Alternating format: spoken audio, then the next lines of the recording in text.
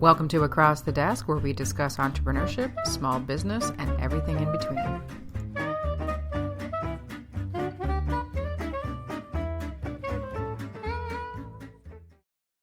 Welcome to Across the Desk. This is actually a new format for Across the Desk, but I'm back with my guest, Monica Graves, who has been here before the Glamjulz. Yes, how are you? I'm good, thank you. I love this tea you made. Delicious. It's green tea. It's good for your brain. Yes. Your business brain. So the last time Monica was here, we talked about the journey of picking up pebbles from kindergarten and businesswoman by 17 and kicking ass and taking names and then soul-sucking job and then get your soul back. Yep. So the one thing I have found really interesting since doing that is your business acumen. Because you're extremely creative, right? And so most people can't balance that left and right brain thing very well. And as we learned at that artist's workshop thing, most artists are like, oh, hello, how do I pay the bills? Bless your hearts, I love you, but it's true. Yeah. Not a fallacy. And they're not taught, which is not good. But you've really managed to take your business from, in the house, whatever, to this like empire of Thank you of Glamjulz. Yeah. So what pearls of wisdom would you like to? And Monica's rocking some really fantastic hair that I'm going to get some pictures of. Oh, thank you. Never going to be that brave. You could do it. My being brave was letting my gray shine through. That's very brave. See, I'm not that brave. It's all good. So, yeah. So what do you want to know? How the two sides of the brain? Well, we can talk train about one side of the brain to work a little better. Yeah, no, I got to keep an eye on the time because we've got your, you got to go because you got your open studio day today. Yeah, Tuesdays. Treat yourself Tuesdays. Woohoo! Mm-hmm. Which is awesome. I'll be by later because I have a treat for you. Oh. Yay, surprises. So at what point though did you, because we just actually, so I'm going to backtrack a bit. Sorry, this is a bit of a wonky introduction, but I know most entrepreneurs really struggle with getting a brick and mortar space. And so it has crossed my mind more than once.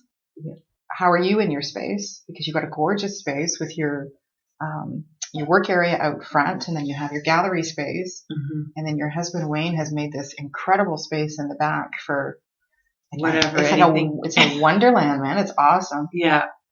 So how did that decision come about? How did you transition from smaller to now, or how did that work? Well, we did like everybody. I started in my house, and then I started renting little spaces, and I got to the point where the space that I was renting was quite large, and I started with a $1,700 lease, and by the time I left that space, it was upwards of $4,000 I was paying a month. Which that's a lot of necklaces. That's a lot. That's and a lot of $1,000 Swarovskis. Yeah.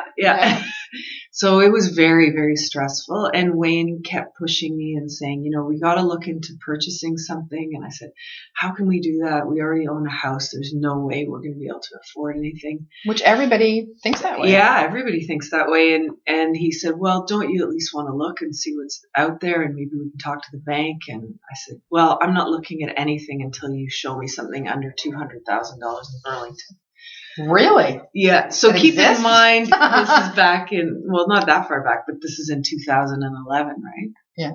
So he said, okay. So he spent about a week and he found places that were over 300,000 with floors that were not even finished. Like walls needed to be moved around, empty shells. And I'm talking like industrial workspace. We're both making squinty, yucky faces. Yeah. And I said, well, see, I told you. He's like, well, I'm not giving up. And it was within less than a week, he said, I found a place and it's $199.9 and it's finished. We don't have to do anything to it. And I went, oh my God, only you would. So he just like dedicated every second to find something, right? Yeah. And anyway, so we ended up loving the space, and we negotiated a little bit, got the place down.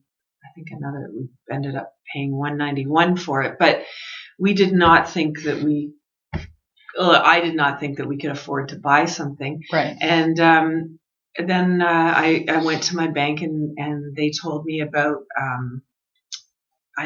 you know what, I'll find the name of it and you can maybe attach the link. I can do that. Yeah, it's called the Canadian Small Business Financing Loan or something like that. So basically what they do is they guarantee the bank 75% of your loan, and so the government takes on some of the risk. Yes, exactly. Okay. So let's say everything tanked tomorrow, we're only responsible for 25% of our mortgage, which is a lot less scary. Yeah, and so the other thing is that I think the interest rate is like maybe 2% higher, but really, 2% higher than prime, than prime, exactly. So like, who cares? You're in the real estate game, and at least the money's going back to you. Well, you're investing versus properties going up. Yep.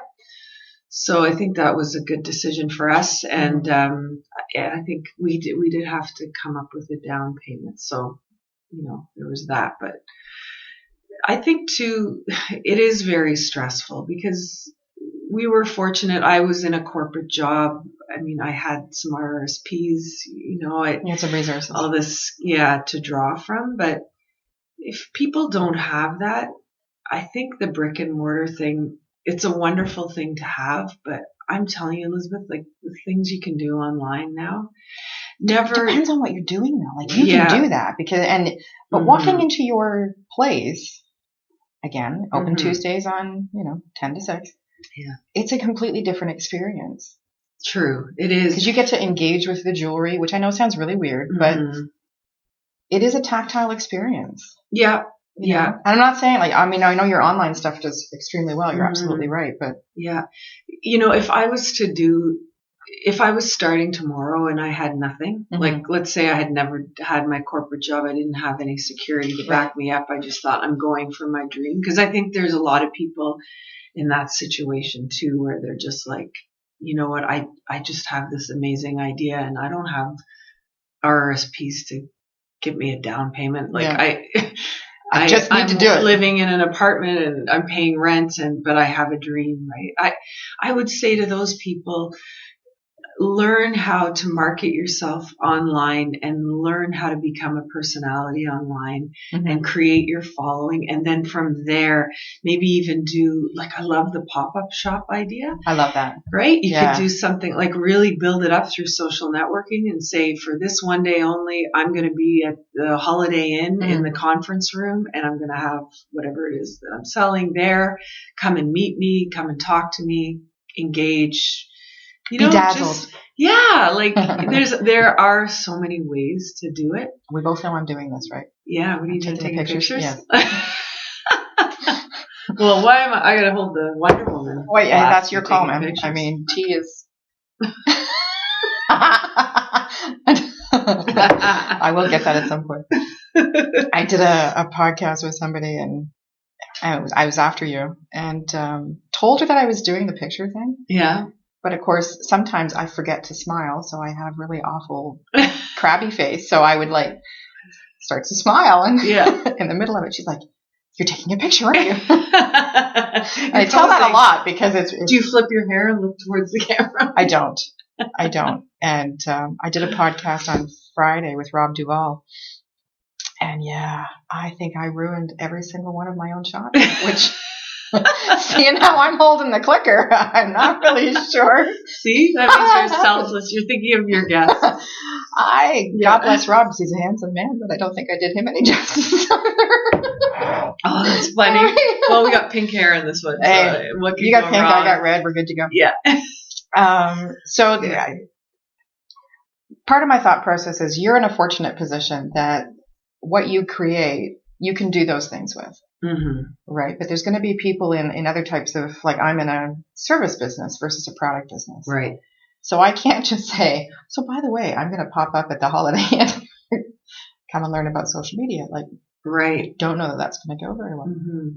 So as I've watched you, because you are a Trojan at marketing your business and getting out there. I haven't gotten on your nerves yet? Salute. No. I mean, you are all over the place, the amount of work, and you make it seem effortless, but I know that it must just There's meltdowns. Well, yeah. Yeah. Yeah. Like, you're tireless. Absolutely tireless, which I think speaks volumes about the amount of success you have right now. Thank you. Which is incredible. So what drove you to do that? Because that's another piece of the business. So we've got the brick and mortar. So I thought just popped into my head, is that because you have the brick and mortar, does that drive you more, you think? Because you have more obligation? Of course, yeah. I mean, paying bills is always a big motivator. Yeah, definitely. Nobody likes those phone calls. Yeah, that's right. Of which we will not speak. Yeah. But, when we were talking at the beginning about the left side, right side of the brain, I love creating, but I feel most of my inspiration comes from people. And being around people and meeting people and engaging and getting responses to social networking and seeing what people like and they don't like, that really motivates me. Like, it's people to me, it's like a drug. Like, I can never get enough of it. Come here. You know, I want to be around them. I want to hear from them. I want to talk to them. Spoon. Yeah. You know, you just came back you were in Florida for a month. Yeah. You were telling us, we visited Monica at the One of a Kind craft show. And I have to say, and this is not just because you're here, but you had one of the most bedazzling booths. Like, everybody else was sort of, bless your hearts, love you again. But it's kind of standard. Except for that one. Did you go and see the notebooks made out of old books? Yes, that's a beautiful booth. Yeah. That was, I had a moment. I'm like, budget. It's hard to have a budget at that show. But you light your stuff in such a way and you present your stuff in such a way that it stands out from the other, you embrace. Sparkly. Well, it needs to be, right? Because it attracts attention. And our new tagline is, show the world your sparkle. So, hey, if I'm not showing it, what am I teaching people? Nothing. Traitor. Yeah. Sorry, so there was a point there. So you were at the One of a Kind craft show. You're in Florida for a month. And we heard about the beach trunk shows, and I think some were planned, but some kind of happened impromptu ones, spontaneous. Yeah, people were like, "Oh, I like that. I have friends. I will come and see you in a minute." Yeah. Oh, it was fantastic. And then, of course, I drive there and back with my mom. Yeah. So I visited quite a few stores on the way down and on the way back. Got a couple new accounts in Ohio Ohio, like yeah, it was great. How does that happen? Oh, I just tell them they need it. You see this hair? Yeah. This is not the hair of a normal lady. That's right. Do not say no to it. Although you didn't have the pink hair then. No, I didn't have the pink hair. I was a wannabe pink hair. Pinkabee. Yeah. So that was fantastic. And then I came back from Florida a week later, One of a Kind. And that just, I mean, when you think of that, it looks tireless, but that just shows you how great my team is, because incredible. How the heck could I ever do that by myself? There's no way. They just go. These guys back me up. 100%. It's amazing. So I came back, did the show, and then we always have, we take the van. We got the van packed with stuff. The whole booth's in there. Yeah. So after One of a Kind, I didn't have to unpack the van because 3 days later I departed for Halifax to do another show. Mom. Yeah. Yeah. Pack the sandwiches. We're on our way. Road trip. Yeah. And that was a really, really good show as well. And, and I did quite a bit of traveling, like throughout Nova Scotia, PEI, New Brunswick. 5 years ago, got some new stores there. Yeah. You see, and that's, so I have this whole list of questions. So, so I guess one of the ones was the money influenced your decisions for your business. So yes. Because now, I mean, you were driven before, but having the brick and mortar almost gives you more drive to move forward. And so the pivot point, sorry, and I'm going to go back to the traveling in a second, I promise. So you're working out of your apartment, paying lease. So that was your pivot, was spending the money on lease, and that's not reinvesting into your business. Right.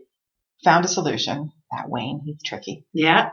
Good husbands. But there's always, if you don't have a Wayne, there are services, and I'll find them. But I mean, the BEDC, which is the Burlington Economic Development Corporation, there's Halton Small Business Center, there's a wide variety of services if you don't have a Wayne, or maybe we have a new job for Wayne. Yeah, exactly. You can get out there and help people. Help people get their business off the ground. And move that along. But it's interesting how that journey now has you journeying even more. Mm-hmm. Like, do you ever never eat shredded wheat? So do you ever go out west? I have, yep, done that too. Mm-hmm. I need to revisit that part of the country. So there's your warning, Mom. Pack your bags next week. We're going. Boink is gonna have some. Yeah, my poor doggy. Poor Boinky is gonna be like, why did you leave me? But that's one of the hard things that people, I think, underestimate as well as a business owner, is that you've got a really patient husband and a dog that loves you. Yes, yeah. You know what? That is. If I had children, I don't know what I would do. You'd be like me and not be doing that. Yeah, it would be a completely my big journey is up the logo model. Yeah. Yeah, for sure. Like, it's, you kind of, you create the life that you think is best for you, but it's not necessarily the best for everybody else. No, but it is. Mm-hmm. Because it brings out the best of you. Right? Mm-hmm. So if you're running your business and living your life the way that's most authentic to you, you then turn around and give the best of yourself to everybody. Yeah. So I don't know. Mm-hmm. And we both don't know any other story, right? I know. You only know what you know. Yeah. And I feel, for me, the traveling is great because you have an itchy foot? I have an itchy. I've always wanted to try. That was like my dream. Give me a job where I can travel, but also connecting with people. You only have to do it once or twice. Yeah. And if you're really, really authentic and you really believe in what you do and you have a passion for what you do, people will never forget you. Oh, absolutely. And that shines through you. Right? Yeah. And then from there, your friends on Facebook, they're following you on your email, whatever it is. Yeah. But you have that special something with, I look at, I mean, on our Facebook page, we've got a little over 1,000 followers. There's a lot of people out there doing what I do that are now well into like the 5,000 followers. But I can say our 1,000 followers are people that have chosen to follow us. They're engaged. Yeah. They didn't just like or follow for the sake of it. Yeah. We never ran contests to see, to get our likes up or anything like that. That wasn't something that was it's an organic, of value. Authentic growth. Yeah. I want the people that really like us to. Do you have a name for them? With like us? Glam fans or Glamour Girls? No, maybe we need to think of a name. Maybe that could be a contest. Yeah. That's right. Win the right to name them. I do call you a glam. Once you're into it, I call you a real glam girl. But, there's men following us too that like to buy for their wives. It's got to be more of a community. I did that during a podcast, actually. I threw a husband under the bus. I'm like, so I know this. I know Monica, and she makes this because I was wearing the thing, right? And his wife's birthday is coming up, and I'm like, then she's in Burlington, so it's really. So we were done, and he's like, thanks for that. I'm like, it's affordable. It's okay. It's not gonna. I didn't just. You made, and that was the other interesting thing at that one of a kind show. You took a real chance. Mm-hmm. So tell everybody about that real, because that's a huge investment. So actually, a friend of mine, he's a photographer at the show. He said to me, the only thing I see missing from your booth is that really extraordinary piece that's like $1,000. I go, $1,000? What are you talking about? Yeah. He said, you got to do that. Just do one. See what happens. Like, it's like, make the investment in yourself. Right. So Dawn, that works with me, she and I, we went to our Swarovski supplier, and we chose like the most beautiful, neutral but still funky beads. Right. And we created this gorgeous, we call it a rope necklace. So it's just like intertwined beads. I didn't get to see it because it sold. Yeah. It was amazing. Crazy. And actually it's on our Facebook page, the woman that bought it. She said, I'm going to wear it for breakfast in the morning, and I'm going to wear it to the opera with my husband. So there you go. And that is the so it's whole like thing her pearls, about, right? Yeah. It's the whole thing about Glamjulz. Like, it doesn't, you don't have to wear it just when you're going out. You can wear it I wear mine all the time. I do. PJs to evening gowns. There you go. Don't know about the PJs. I will have to try that. Although my husband might look at me a little bit. Yeah. We had one woman say, I'm going to wear this in the bath. I don't recommend going underwater with the jewels, but She did say that. Well, they would come out nice She's and British. shiny. I'm going to wear it in the ball. That's true. So, yeah. It just, Drink much? Did you miss your Speaking of in the ball. Yeah. Not wine, so maybe your body's rejecting that's right. Exactly. Darn. They said we're going to have wine. It's a little early. It's a little early. Plus, I don't drink, so that's a challenge. Yes, that's right. But it's not about me. So here's the other thing that every business goes through, and just being conscious of your time again, is what do you do during downtimes, or do you have downtimes? I do have downtime, but What do you fill that with? No pressure. I think in my downtime. I don't mean mentally when you're having like a funky chicken day, but. Yeah, I know. I'm trying to think. My husband loves watching movies, so I'll do that with him. That's okay. Like, I like that, but that's not my favorite. Like, I would never, if I was home alone, I would never say, okay, I'm just going to veg out and watch a movie. No. You know, it sounds ridiculous, but I can just sit on the couch and have a cup of tea and stare into outer space and feel very, very happy. I just like to be like quiet and think. So that went off on a tangent so what I meant was, when your business, you're humming along. Oh, you meant the business. Oh, good. Well, that's really cool. So now we know that you like tea. Yeah, you know that I like tea and to do nothing. Stare outside, daydream. But actually, I just read something. Who was it? Einstein. Mm-hmm. I was reading a study on the power of daydreaming. Oh, I have a book for you. Yeah. Well, we're both voracious readers, which is really cool. Yes.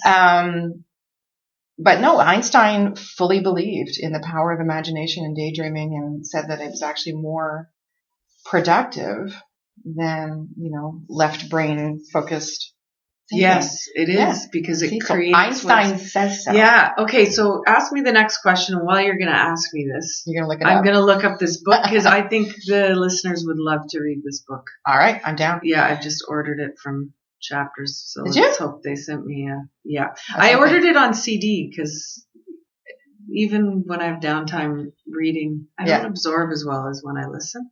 Well, because you're an auditory processor instead of a visual. Yeah. I have another thing. Anyway. Okay. So what I meant by downtime is that every business has a slump time, right? Mm-hmm. So I opened at my office in May, right? Well, we're heading into the summer where people don't want to be inside. So that perhaps wasn't the best. I didn't have a choice because that's when the lease started. And if I wanted to do it, I had to do it. So are there times of the year that you experience a bit of a lull? A lull? A lull might be better than downtime. Mm-hmm. Yeah. You know what? I probably could, but I'm always trying to generate, because even though, I feel like my business is well known in this area now, to me, it's still not enough. Like you're still 5 years old in the kindergarten, picking up the pebbles. But in many ways, I still feel like my business is in its infancy. Like it still has so much potential, and like, look, I just finished my website that I was working on for 2 years, right? Mm-hmm. And that was the reason it took me so long. Well, there's a whole blog about it, but that I did. But there's a lot of emotional reasons. There's a lot of well, you had your hiccup with your dad, and what have you, so it takes a toll. Yeah, and what direction am I headed in, and what kind of messaging am I putting out there, and how am I going to make this easy for people to buy, and how am I going to create a company that's about more than just the jewelry, and I think putting that all together takes life experience. It doesn't take you have the idea, but you have to actually live through you got to live in your business to see that. For and you've done that, and that's one thing that I think most people forget to incorporate into their business, is that philanthropic bent. Mm-hmm. So both at my office and MCB Communications, I give a certain amount of time every month to not-for-profits. Unfortunately, at my office, I can't do that anymore, but I'm doing our podcast tomorrow for the Christopher Leadership, I want to say project, but that's not the right word, so my apologies. But they do cost-effective training for people to learn how to speak in public. Oh. Which I know sounds like a weird thing as a not-for-profit, but the number of people that struggle with that and who lose opportunity about that, Mm-hmm. or do it so badly that they do damage for their business, or prevents them from engaging in a social life or what have you. Mm-hmm. So I'm really interested to learn more about it. That's great. Tomorrow. Yeah. Oh, but it's so important. But you do that, right? So part of your business mission, right? You have your 3 little stars at Christmas. Yeah. My 3 little wishes earrings. Yeah. 3 little wishes, sorry. But they are stars on them. Yeah. Okay. They're little stars. Yeah. You got the stars. Yeah, there we go. And then now your Mother's Day our project with the bracelet. Yeah. So with that, it's really great because we support Dress for Success in Toronto. Mm-hmm. And so for each Mother's Day bracelet that we sell, we donate a piece of jewelry back to Dress for Success. So these women have like their sparkle. Yeah, they've got their sparkle. Yeah, and then the other piece we do a hummingbird bracelet for the Jurvinsky Cancer Center, and what time of year is that? That's throughout the whole year, and then the Jurvinsky one is. Mm-hmm. Yeah, it's on our website, and then we also do our teacher bracelets. It's got the little apples and stuff. Yeah, I've seen that before. And that helps Halton Food for Thought. So each bracelet we sell feeds 5 children breakfast. Get out of town. Yeah. And cool. I think that's one thing that's missing from most people's. I was listening to something the other day about people suffering from depression, and it was actually a radio commercial. And there's a point to this. Yeah. And he was sharing his message, and there's a lot of stuff out there right now about taking away the stigma of mental illness and all that kind of thing, which is fantastic. And I thought to myself, if you have that philanthropic bent, if you have that community involvement where you are giving a piece of yourself to others and you're making a difference and all that kind of thing, would that make a difference in something like depression, where you have that engagement and almost like, and I recognize, I know nothing about depression. I've never experienced it and what have you, but I thought, I know when I'm not volunteering, when I'm not engaged in the community in some way, I start to close in on myself. I start to feel detached and I start to feel a little bit weird and I start to itch. Like I have to do something. Yeah. And I was in guiding for 10, 11 years. And now I'm on the board of directors of the Halton Fresh Food Box program, and I have the 2 hours that I give every month for local businesses and whatever. And this guy, he said, and now I'm working to bring awareness to this. And I thought, well, if you'd had something before that, you know what I mean? Like I'm in no way denigrating his story or I don't know anything about it, but I wonder if it makes a difference there. Does it make a difference to how somebody runs their business? Yeah, it could. And I think that it could make a big difference to someone. I think the challenge with depression is often those people feel they have nothing to give. I know. Right? That's the hard part. It's like this little hairline. Well, I don't mean little, but it's like this hairline fracture. How do you cross that line? Even just put your hand out to one person and see how that feels. Yeah. Another person, and then hopefully the depression. Because you're now, Have you ever read the book Feel the Fear and Do It Anyway? No. There's an amazing. It's great. There's an amazing section of that book where they say to look at your life like a diamond. So okay. And it's got all these facets, a beautifully faceted diamond. And never let anything in your life take up more than one facet. Ooh. Isn't that neat? Look at you. You're like pink and sparkly and wise all in one. Okay, and listen, I got the book here that everybody's going to read or listen to. So it's called Creative Visualization with Meditations. The Power of Your Imagination to Create What You Want in Your Life. And the author is Shakti Gawain, Gawain. Because we would understand how to do Shakti. So Shak. Yeah, Shakti, and then Gawain. I'll post that with this. Yeah, and it's $22.99 on Amazon. But actually, one of the stores that carries me in Florida, she told me about it. And yeah, she said it's a very easy read, and it's a book that gives you relief immediately as you go through it. See, like, oh, I get it. Okay, I get it. You know, you don't have to like get it into the book. I'm trying to read, and I realize we're getting a little off track here, but I try to read a lot of Dr. Wayne Dyer. Okay, I thought you were going to say Eckhart Tolle. I was going to say. No. The Power of Now, I would love to be able to get through that book. Well, I have my attention span. I got to be in the now to read it. And I'm reading one, and I'm like, dude, you're breaking my head. Like, if I have to, I fancy myself a relatively intelligent person. Have you tried reading The Law of Intention? That's a good one.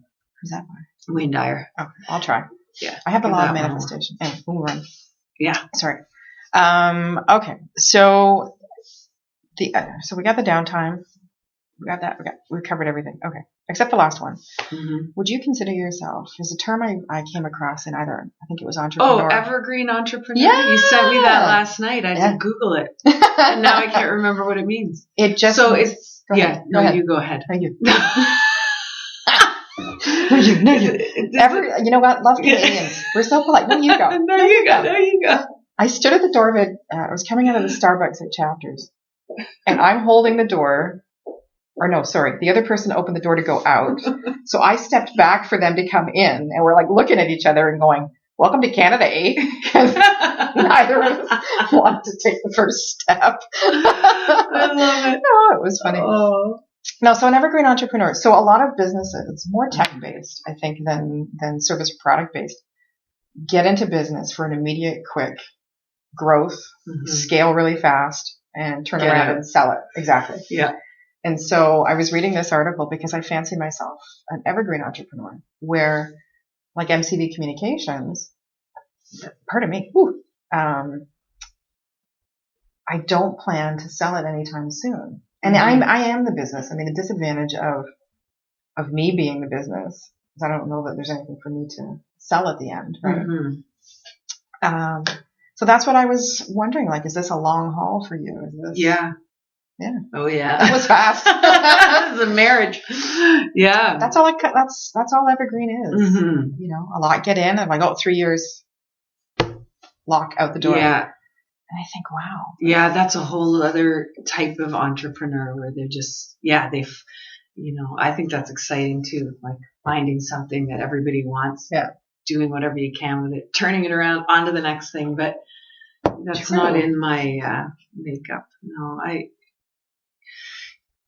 it's funny, like being this type of an entrepreneur, you definitely go through ups and downs, and you have those moments where you do I need to step away and stare out the window with my cup of tea and remember why I love what I do. Because there, you have the dream and you have the vision and you have the hope. Mm-hmm.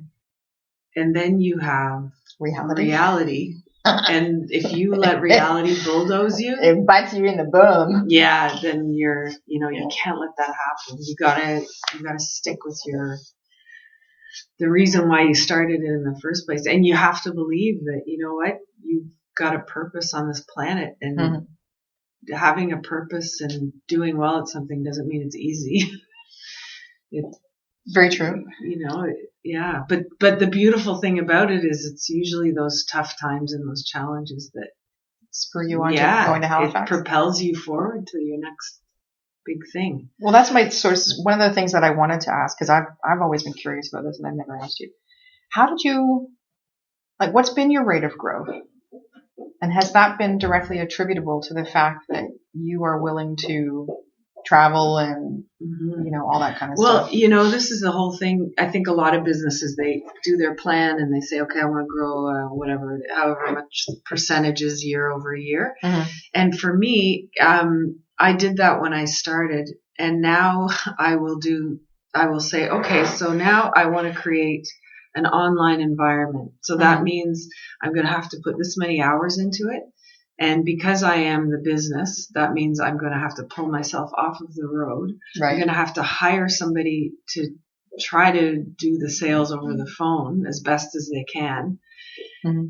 But now I need to plan for probably a 30% decrease in sales. So how am I going to now you reduce my expenses so that I can get this website done? Because in the long run, the website will be financially profitable for me. But right. Whereas other people would do it a different way. They would hire out the website thing. They get somebody else to do it. They keep doing what they were doing and keep trying to increase. Yeah. But I'm just not comfortable with that. I like to, like, I'm not comfortable with having a passion project and delegating it to somebody else. Oh, agreed. It's not going to come out the same. No, I'm with you. So I think that's another challenge where we feel this pressure to grow the business. Sometimes you got to stop the business or scale it back to make a big leap. That's a very good point. And that's what I'm looking at. So that's why I'm interested in, and we'll wrap up shortly, and I'll probably end up picking your brain a little more. Yeah. Because I need to do that for MCV Communications, and I have to figure out, and I don't know if anybody out there has, and I'm sure they have. I'm stuck. I'm like, okay, here's where I'm at. How do I, with just me, get bigger? Yeah, and you can do it. I'm sure. You know who's an amazing person? If you just watch her on YouTube, I've watched several times, is Linda Lundstrom. Have you ever listened to her story? She's a clothing designer. Oh, she was in Success Magazine, I think. Yeah, and she's a person that was like, in the 80s, she was just... Clothing or is she jewelry? Clothing. No, I'm thinking of somebody else. Yeah, and she was a huge name in the 80s. She had, I don't know, like a huge facility where all her clothing was produced. I'm guessing it was in Montreal. And things changed. The retail climate changed. Online came out, and just took her out of the knees. Yeah, took her out of the knees. She lost everything. And she's rebuilding now, and it's amazing. So sometimes being big is not the best thing. Oh, I don't want to be big. Yeah. But I want to be able to go to Florida for a month. Yeah, exactly. I see your travels and I'm like, that would be so nice. I know. Yeah, it's good. Honestly. And I'm lucky because I can take my work with me wherever I go. And my mom. Yeah. Thank you, Mrs. Yeah, that's a good. But she has so much fun with you, and that's another endearing part of your business is that, and this is something I would recommend to anybody. And I'm going to segue for a second. I had somebody come in and fantastic advice, but wanted me to sort of pull back on the personal share on my social media channels, which I get. I don't think I'm annoying people, but I can't do that.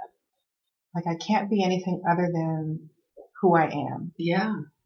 I don't mind being weird. I don't mind being different. That's the key to success right there. That's the only thing. Not mind being weird? That's the only thing you have that's different than anybody. Look how many people are making jewelry. Look how many people are exactly starting businesses like you and I have. But that's what I love about what you do, is that you are authentic. If you walk into Monica's studio, open Tuesdays from 10 to 7. You walk in and it's so funky. But I don't know how else to explain it. It's not overwhelming funky. You have your shrine wall to Olivia Newton-John and Wonder Woman and Barbie. The Wonder Woman dolls and Barbie and funky books and your little electric fireplace, which I love.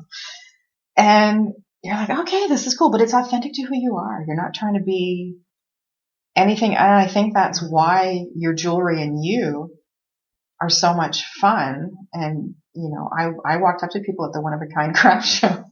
I'm like, that's a Glamjulz piece. And they're like, she's my friend.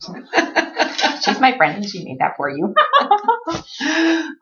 But it's so a part of your brand versus the vanilla knots. I don't know how else to explain it. And if I were to give anybody a piece of business advice, this is now 2 years of me owning my own businesses.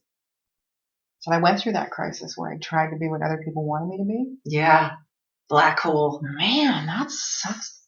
I did too. Bad words, because it it was the reason I left being an employee. Exactly. So why would I want to invest my time and energy into being somebody's employee again? Yeah.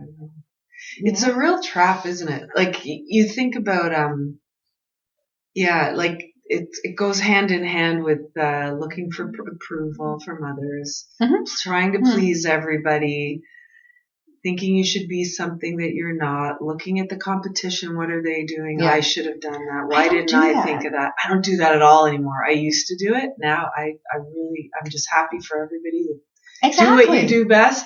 I'll do what I do best. Yeah, and I used to even feel guilty, like I was stupid that I didn't look at the competition, or that I don't really do a lot of trend watching. Like, I don't care. But why? Because trends come and go, and your stuff is timeless. And then a friend of mine who's a musician, he said to me, you know what, I don't really listen to what's new on the radio. I just create what I like. And it'll resonate or it won't. Because sometimes when you do that, when you listen to other people, it can influence what you're doing. Exactly. And it's not the way you actually wanted it, right? So. And it's interesting that you say that about the website, because I've been the one doing my website. And I went through this period where I went and looked at, so I did do it. I went and looked at other people's websites. Yeah, of course. And I went, So I jimmied around with this friggin' website until it was a dog's hind leg. I mean, don't spit. Get ready to spit. And then I stopped. I just stopped. And I went, you know what? I'm going to do it this way. And now it works. And it doesn't look, I don't think anymore anyway, like a dog's hind leg. And but it was that chasing what everybody else is doing website-wise that drove me to make this mess. Because I can't afford to pay somebody to do it for me. It's either I do it or it just doesn't get done. Yeah, that's right. So there is another idea I'd like to plug for anybody that's thinking of starting or is in or whatever. There's I think we've talked about her before, Marie Forleo. Oh, she's awesome. Yeah. Anyway, she teaches a course once a year. It's a couple $1,000, but it is well worth it. It's called B School. Okay. And she teaches you how to brand yourself online. And she's no nonsense. And the wonderful thing about it is that once you've taken the course, you are then an alumni, and every year she refreshes the course with the latest and greatest. Oh, sweet. And you don't pay again. Oh, so then it's worth it. It's worth the investment. Very worth it. Yeah, it's totally That'll be next year. Well, there's going to be one final plug because we're going to wrap up. And that is we are co-hosting with... Yeah. So the influence... I got 5 people to register last night. Sweetsy doodle. Yeah. I knew you were a good person to ask. So I've been working with Sharon Ritchie of the Influence Factor for, I guess, almost a year now. Good Lord. On,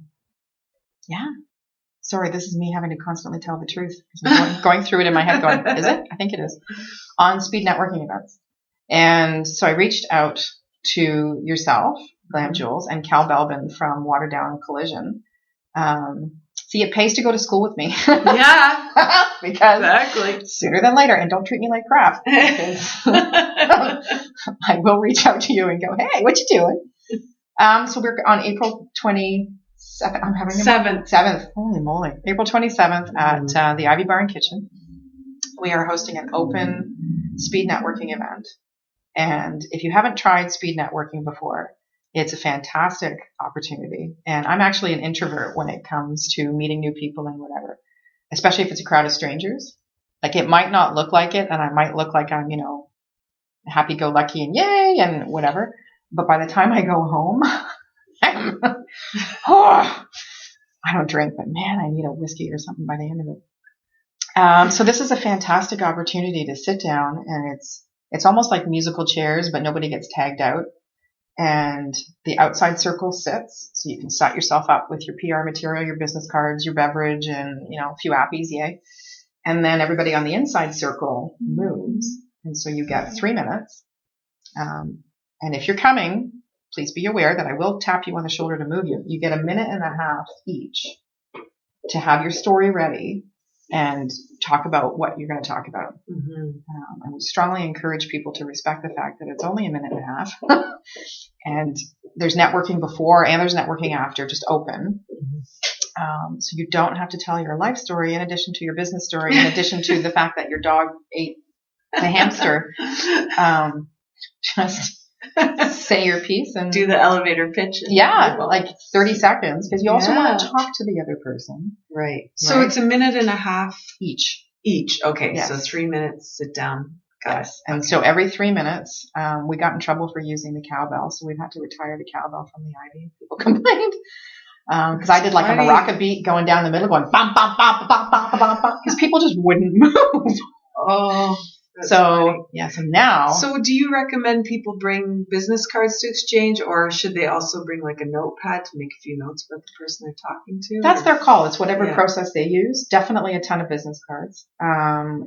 I would suggest actually writing on the person's business card. Mm-hmm. So keeping in mind that some people have flat, some people have matte. What if you have a shiny like me and you can't write anything on the card? You can. So you get a Sharpie. Oh, yeah, that's true. Get a fine tip Sharpie. Okay. And then make some notes on the card, because we'll give a little networking, build your business 101 here. Once you're done with that, you're going to go on LinkedIn and you're going to take that business card and you're going to find that person, reach out to them, personal message of, it was so nice to meet you at the speed networking event. I'd like to connect with you on LinkedIn, because if you do those random, I want to join your whatever, I usually don't accept those. I don't know about anybody else, but I'm snotty that way. Mm-hmm. And you're potentially going to send a follow-up email. Perfect. Especially if something clicked. Yeah. And say somebody's there who owns a store and they see your stuff, because we'll all be wearing our Glamjulz. Of course. The whole audience. Everybody. There is going to be door prizes. I know you're offering something. Cal's offering something. I'm offering something. I believe Sharon is too. And it's free.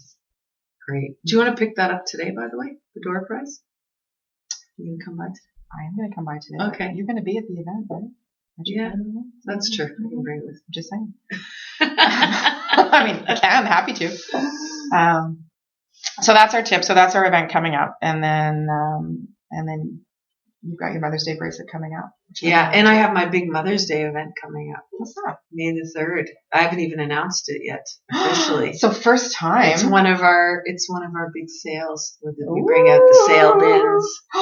Like last time? Yes. With newer things. Woo!